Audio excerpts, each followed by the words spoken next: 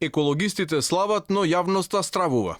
Колку ќе биде цехот од раскинатиот договор за концесија со Euromax Resources, која официјално најави дека ќе се жали, а не исклучува ниту битка пред меѓународна арбитража. Дефинитивното не за инвестицијата тешка 340 милиони евра ја потврди и второстепената државна комисија која ја одби жалбата на канадската компанија. Останува да се види одлуката на владата која според најавите едностранно ќе го раскине договорот за концесија за експлоатација на минерална суровина во рудникот во Иловица и Штука. Euromax Resources преку берза веќе ги известила своите акционери за актуелниот неповолен развој во Македонија и ги најавила на тамошните постапки. Од владата официјално не коментираат ништо околу процесот. Детали нема ниту од Министерството за економија, кој е надлежно за целата постапка.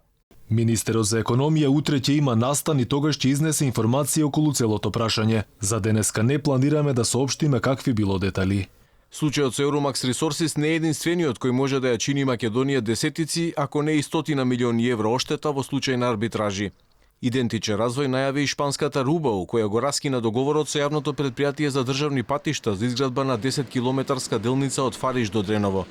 Арбитражата во Загреб може да не чини 10 милиони евра, но надлежните се убедени дека пресудата ќе била во корист на Македонија. Согласно аргументите кои што ги имам од јавното претпријатие, како што сум информиран, сите аргументи се на страната на државата и очекувам дека арбитражата ќе биде во корист на државата. Euromax Resources и Рубау не се единствените компании кои најавуваат дека ќе ги бранат своите бизнес интереси во Македонија пред меѓународна арбитража. Досега тоа го прави Сардич за одземената концесија во Казандол, зашто најави тужба во висина од дури 350 милиони евра. Исто така виси над глава и тужбата на Куниго, која го загуби управувањето со Фени Индустри. Пред судот, арбитражниот суд во Париз, е и случајот со Хеленик Петролеум, која од Македонија побарува 32 милиони евра поради непочитување на врските од купопродажниот договор за рафинеријата Окта.